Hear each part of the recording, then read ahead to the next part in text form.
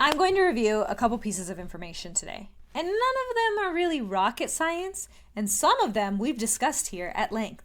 But when I string them all together, one thing is going to be very clear. A contingent buyer is a stronger buyer because they aren't looking for a way out.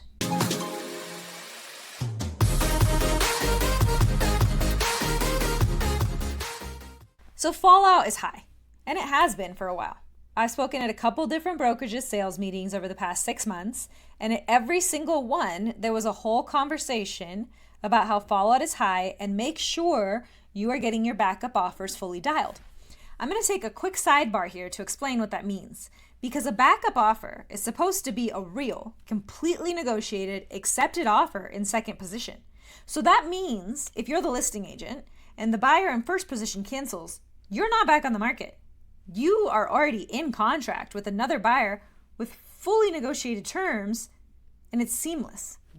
Backup position buyer moves into first position, you keep moving forward. That is how it's supposed to work.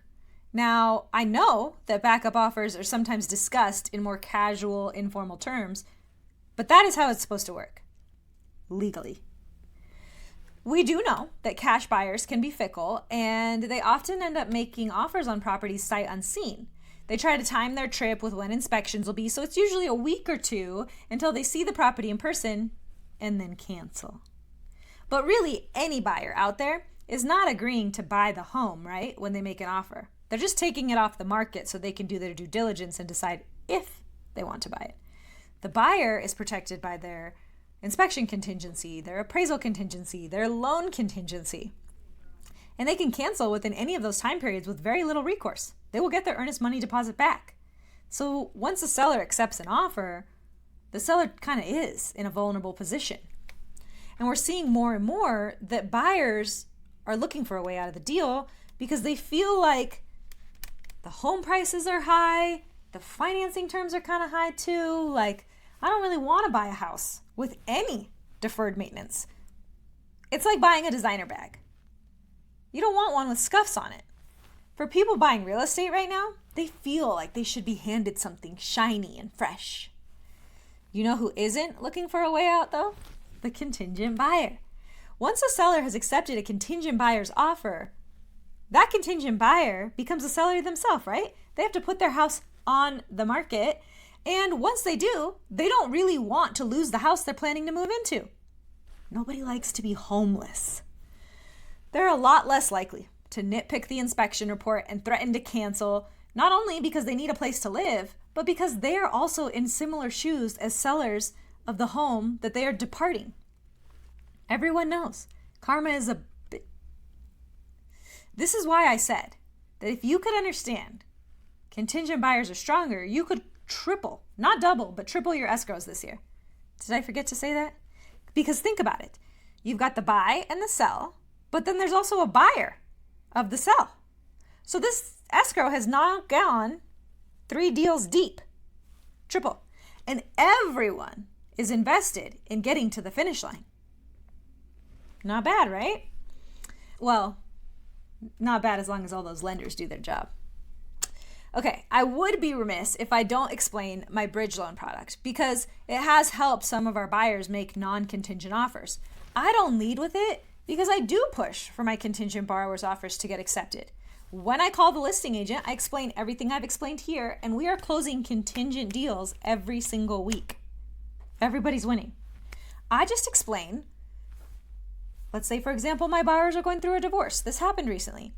The listing agent called me and said, do you really need a $7,000 credit? And are you aware that you're contingent? Yes, I'm aware. But you know what? My buyer's really serious. She's going through a divorce. Yes, that means she's contingent and they have to sell that property. It also means she wants to maintain stability for her kids. So she's probably not going to cancel if the inspection comes back showing the doorknobs twist the wrong way. She needs to close on this house. Listing agent liked that and accepted our offer. There's also the buyer who's really serious. His house is not fitting his needs. It's taken him 6 months to find your listing that does fit his needs. He's going to have to sell his property to get here, which means he's going to want to get to the finish line with you. We're all going to be in it to win it together. But I do have the bridge loan in my back pocket. So let me explain it. When a contingency is just not in the cards, we can lend the funds on the departing primary residence to use as their down payment for the new house so that they don't have to sell first.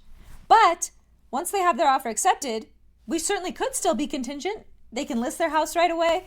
If it all goes as planned and the stars align, we just won't use the bridge loan. But we have it, which means the client is not with their back against the wall, losing sleep every night, that it's not going to work out and that they're going to be screwed because they made a non-contingent offer. People used to do that, it's the wild, wild west. They would make a non-contingent offer even though they were contingent. Well, not with the bridge loan. We have a plan B that's real and that can materialize, and that has for a couple of our clients. If you can't qualify to carry both mortgages and the bridge loan, then we have our cash offer program. So the moral of my story today is, let's stop telling people that their contingency is going to be a challenge. Listen, the whole real estate market is a challenge right now and is likely going to be for coming years. It's our job to find and highlight the pathways towards success for our clients.